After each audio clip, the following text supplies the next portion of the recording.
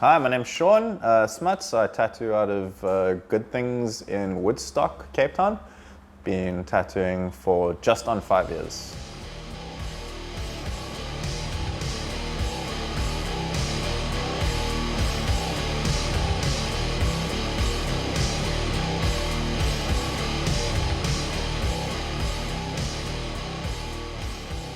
Why do you think it's important for tattoo artists to do an apprenticeship?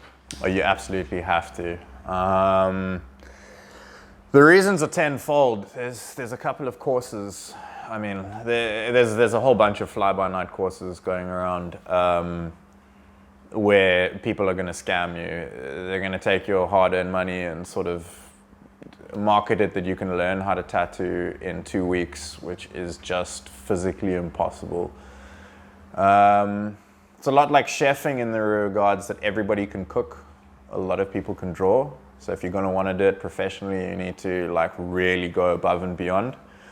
Yeah, the reasons for doing an apprenticeship are 100-fold. No good shop is going to take you without one. Teaches you to be humble. The industry has a problem with ego as it is. I always find 2 or 3 years of getting yelled at and treated like absolute horseshit sort of keeps people on a level playing field for a while. Also, the amount of things to know and learn is not something that you can pick up in a year. I've been doing this for 5. I've barely scratched the surface on what I should know, have to know, and could know to better myself as an artist. So what did you go through in your apprenticeship? All kinds of abuse. It's sort of synonymous with an apprenticeship, people being a little bit abusive. Sort of like kids that don't get a hiding when they're younger, they end up being assholes as adults. What did I go through? Well, it's 2 years of not getting paid, scrubbing floors, scrubbing tips and grips, starting very legitimately at the bottom of the food chain, being the least cool person in a space, being, sort of spoken to like a child. When I started my apprenticeship, I had just turned 30 years old. And the artist above me was 19. Good friend of mine, love him to bits, but he would rub that in my face every day. It did not matter how old I was, how smart I was, what I knew, what I thought I knew. The industry is 100% meritocratic. Either you can do it or you can't, and you have no place in it. Pretty much the further back you go, the worse your apprenticeship got. If you were doing an apprenticeship 15 years ago, there's a chance you were severely physically assaulted. I've heard stories of people being pistol whipped. My mentor used to set me on fire as a joke.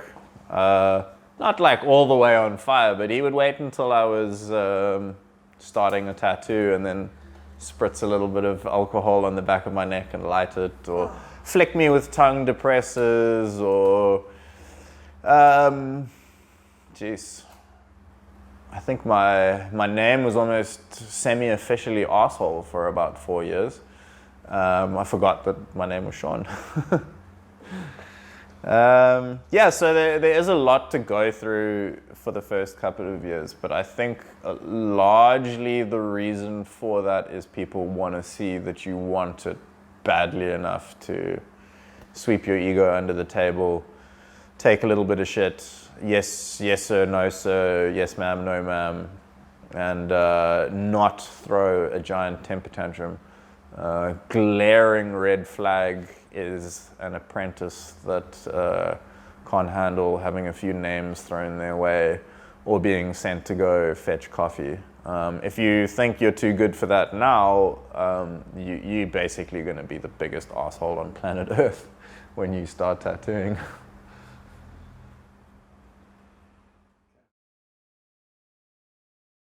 What is Good Things Tattoo? What is the space? Good Things Tattoo Company is, what are we?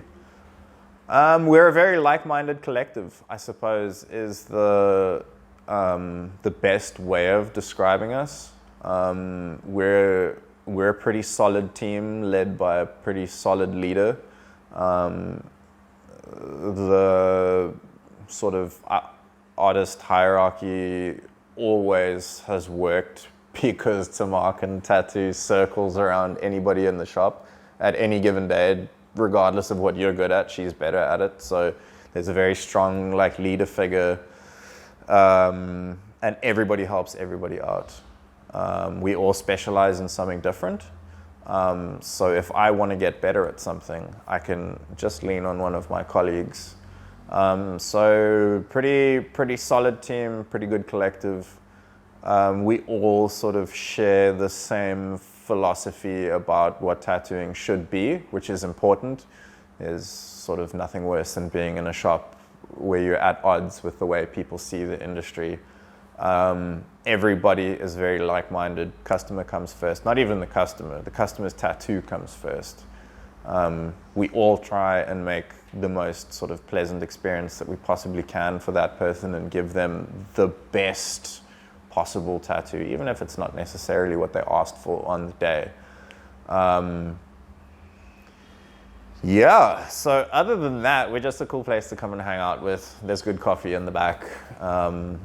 It's a very sort of friendly, relaxed environment. Like, a lot of people just come and hang out and don't get tattooed.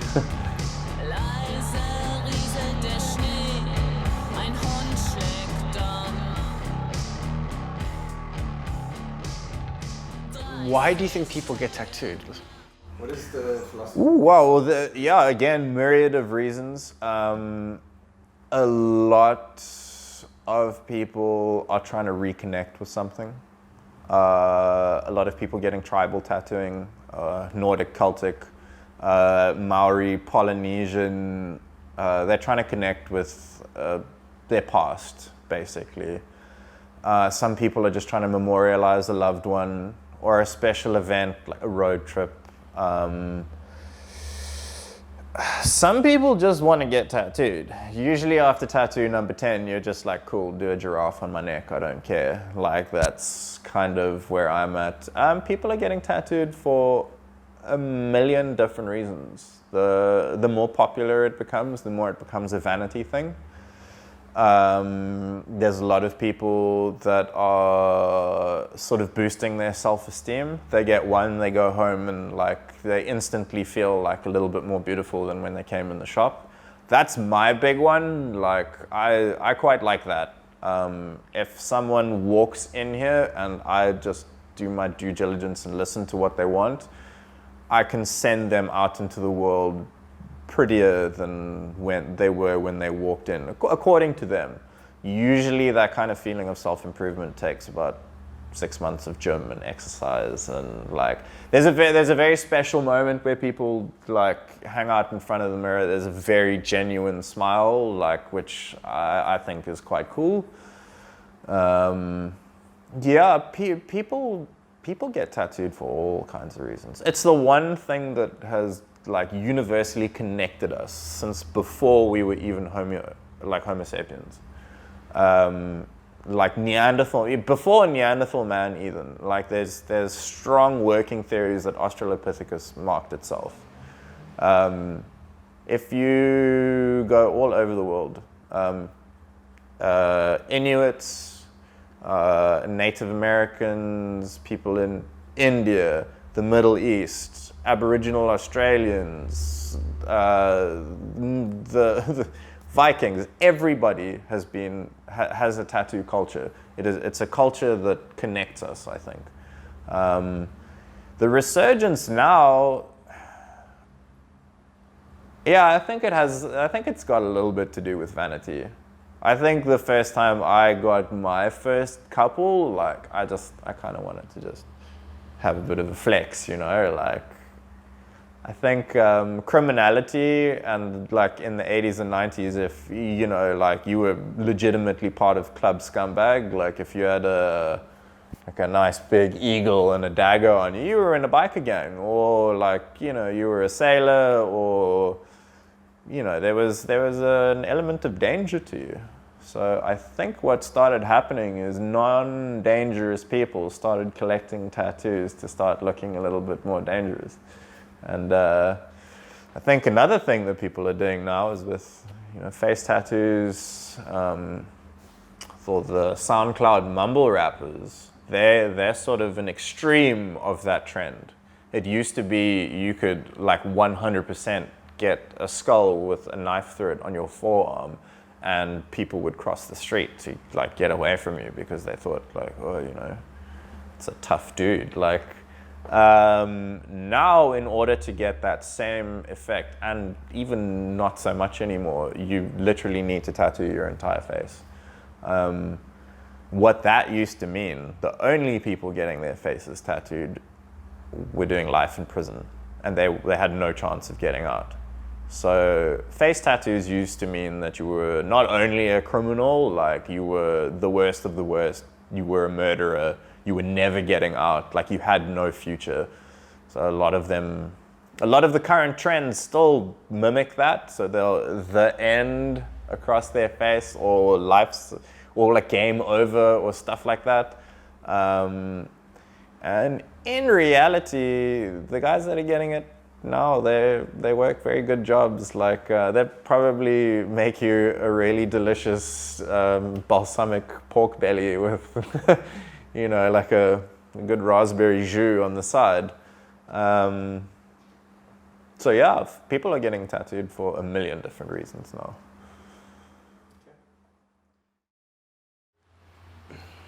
The tattoo culture is based on lineage, do you think? A lot of it, yeah. Especially with traditional tattoos. They all know where they come from.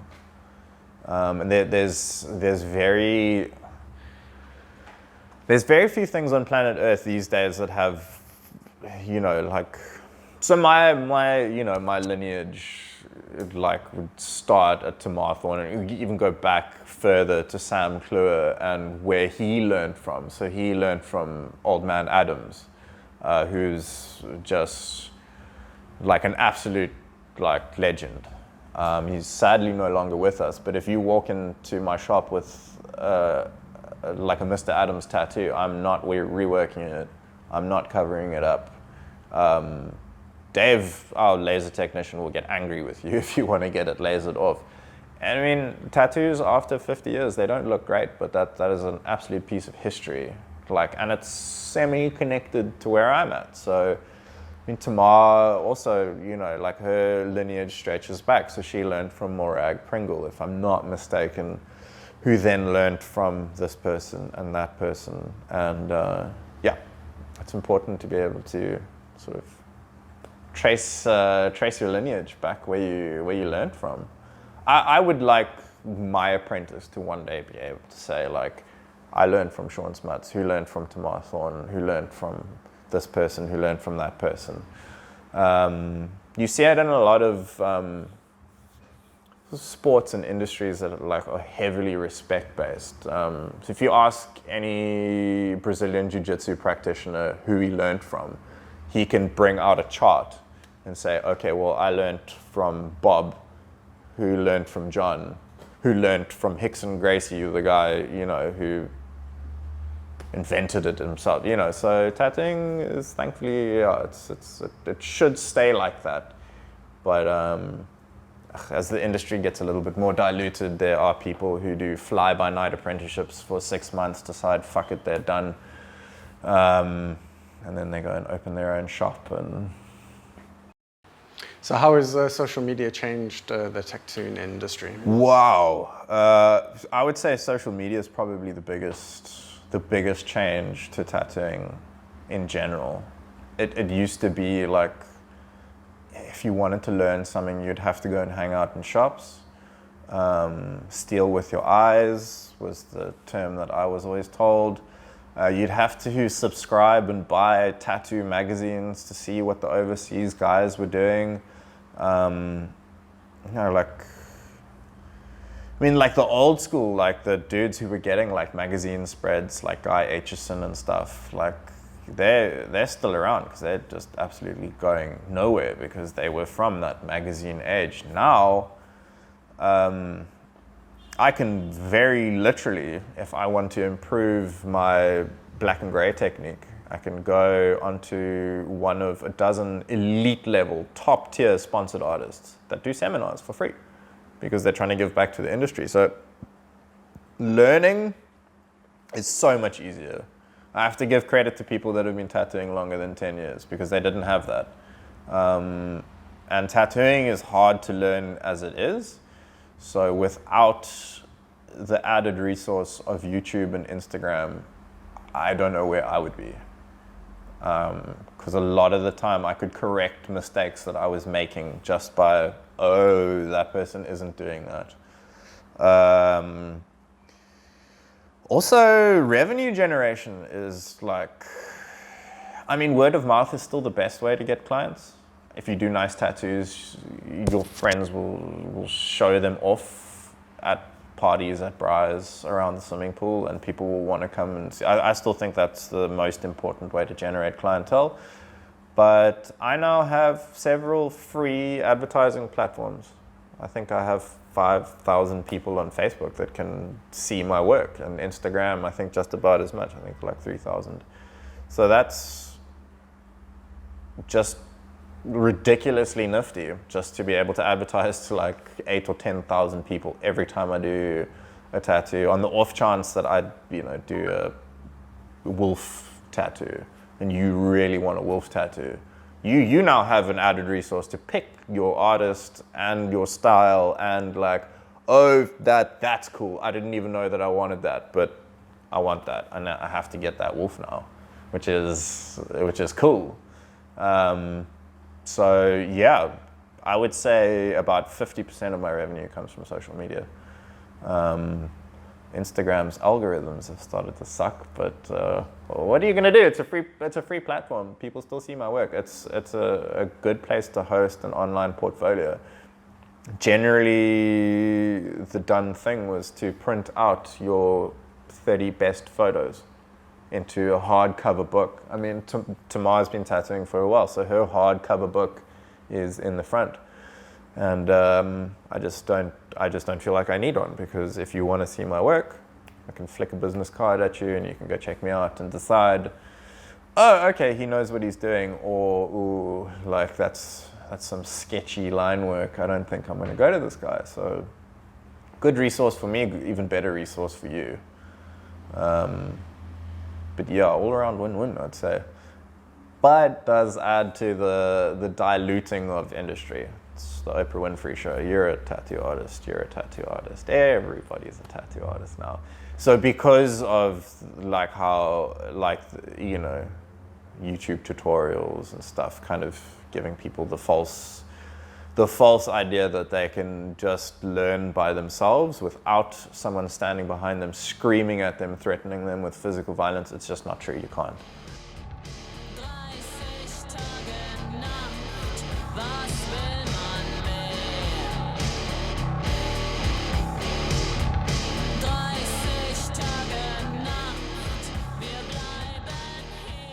It seems like without like a major attempt to get better and really like treat the industry with a sense of reverence, like, which it does really deserve, you're marking people forever.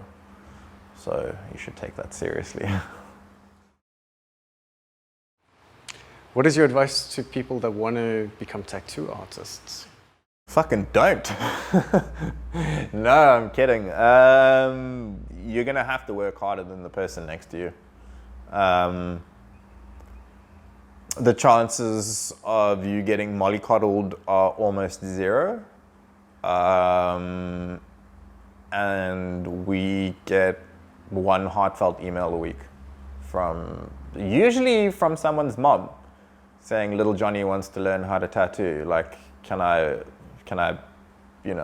get him in? No, not at all. Johnny needs to come in here on his own and stand on his own 2 feet and want it more than anything else in his entire life.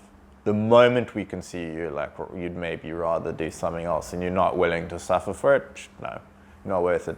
My reputation gets tied into you learning how to tattoo. If you come and learn under me and end up being an absolute asshole, treating your clients like shit, having bad hygiene, doing bad tattoos, that reflects on me. Even if I sit and scream at you every day and you just don't listen and then fuck off and do your own thing, people are always going to be like, that's Sean Smuts' apprentice. Look at him giving people hepatitis and bad tattoos. Yeah, so you basically just have to, yeah, I suppose be as stubborn and dogged as you can be in a super respectful way. Find a shop to hang out with, make friends with them. It isn't necessarily as quid pro quo as people think. You know, it's not getting an internship. The person that's giving you an apprenticeship is giving you like the most amazing life. You know, as an artist, if drawing is what you're into, and you like tattooing, it's the best thing you could possibly do. And it's not in his benefit to do that for you.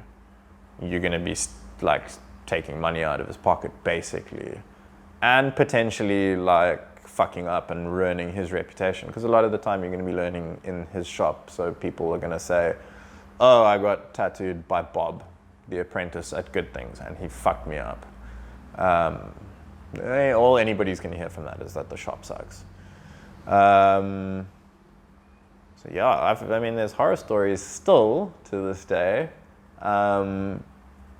But the people that persevere are the people that deserve to be here, basically. I think probably,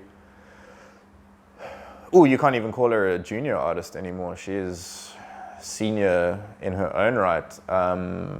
But I knew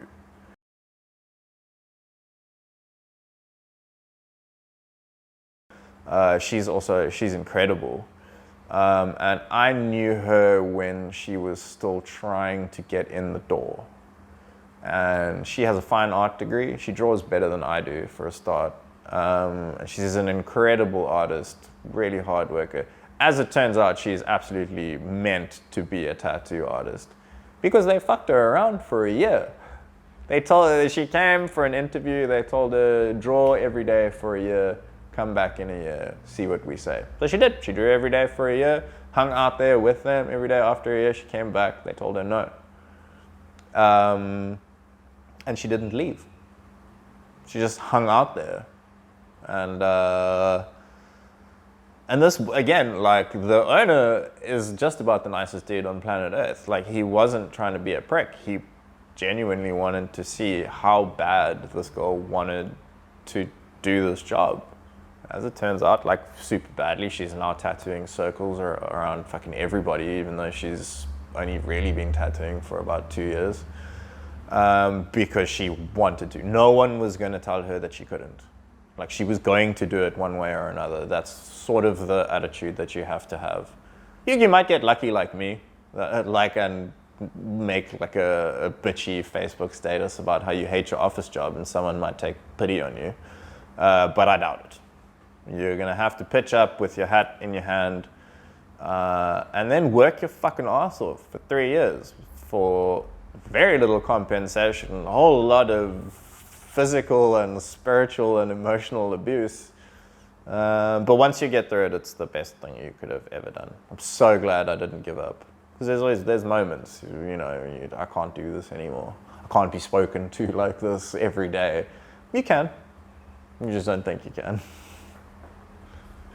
So how is this industry been, how has it been a journey of self-discovery for you? Oh, wow.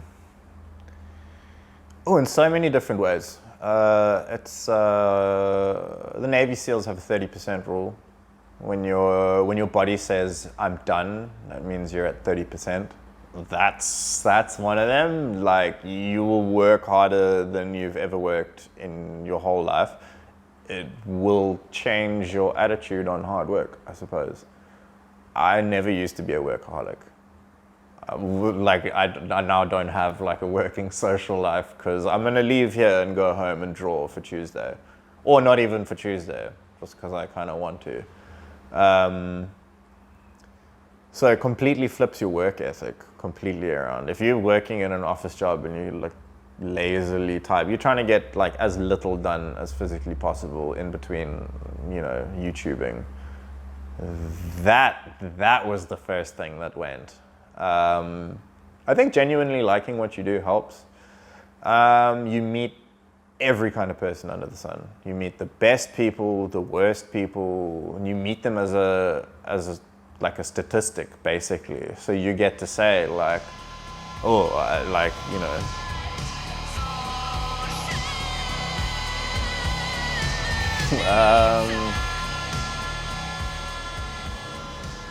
yeah, I suppose it's fundamentally altered who I was as a human being. Whoever I was previously has just been left in the dust. Like, all I do is tattoo. It does definitely streamline your interests, because you don't have time to do shit except what's really important to you. So if physical fitness is something that you can't live without, you'll have to slot that in your evening. Or a lot of tattoo artists are single for a good reason. It's because relationships are a lot of work and we just don't have time for it.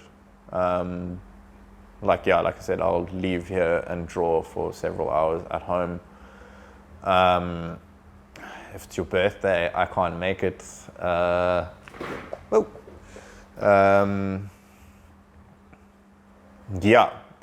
It is all consuming.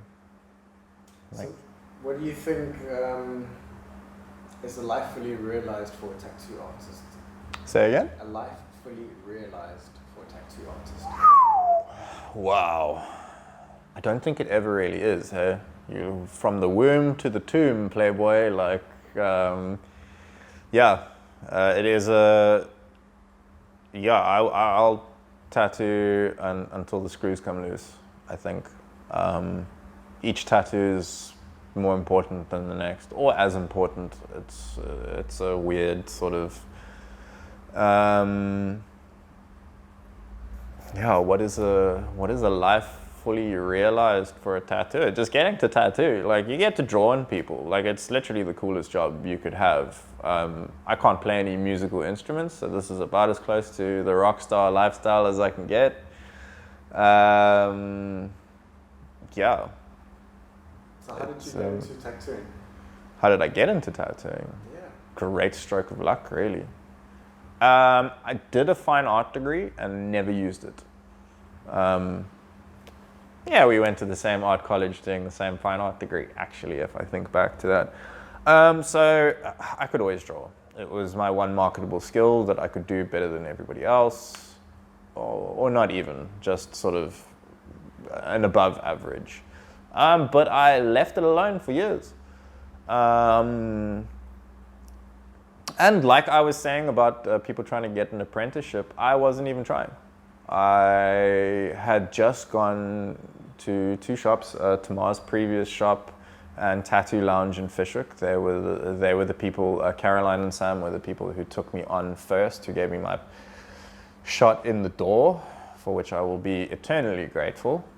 I just kind of hung out there and got tattooed a lot, and I got along with them and they liked me, and the very Bukowski-esque rant about office jobs, and Sam said, well, you can draw, why don't you come hang out for a week or two and see what we can do. So I said yeah, and I quit my job instantly, and it was ironically the first job that I ever wanted, and one that I forgot about until I was almost 30. I remember telling my mom that I was going to become a tattoo artist because I could smoke cigarettes and hurt people. Very worrying thing for a fucking 6-year-old to be telling you. I now no longer smoke, and I'm like quite soft-handed. I'm really hurting people makes me uncomfortable. So, I mean, I got 1 out of 3 things right.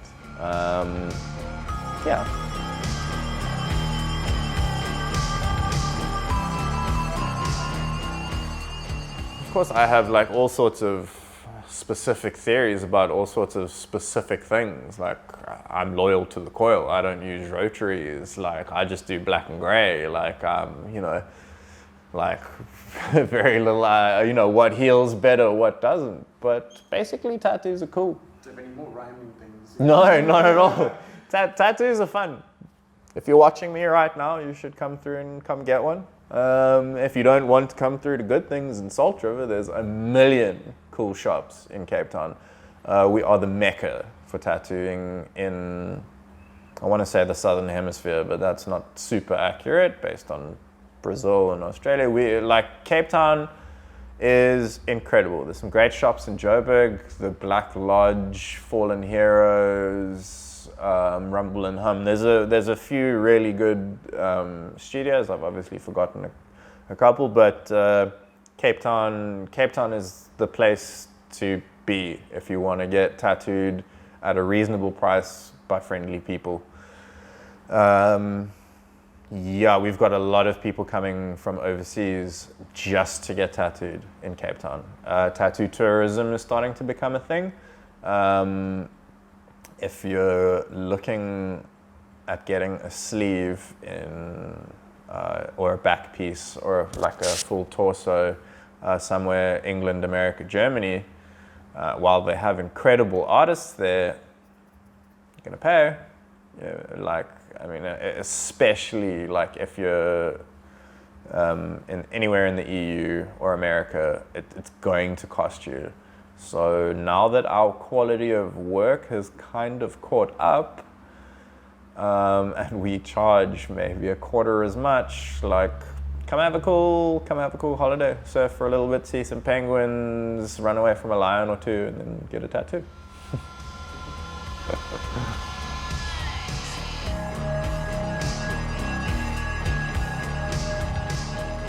10 years from now, I would like to be a little bit more versatile.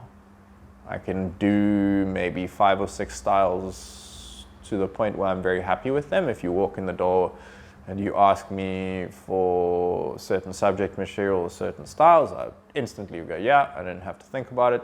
I'd like to add a few more to that. Color being the big thing that I don't currently do a lot of. I want to get really good at color.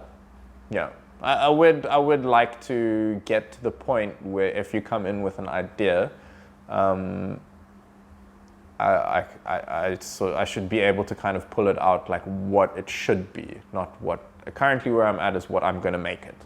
Like if you come and ask me for X, Y, and Z, I kind of tell you how I can do X, Y, and Z. Where I'd like to be is where X, Y, and Z should be, like the absolute best for that personal thing. A lot of fucking work, but it's not really unfun. So I look forward to all of it. It's going to be cool. Like I mentioned earlier, I have a great resource in the shop. Anytime I'm unsure about anything, which is about 5 times a week, I can go speak to anybody. If I'm unsure about placement, if I'm unsure about my drawing, everything from like how to position people while they're tattooing, I can just ask.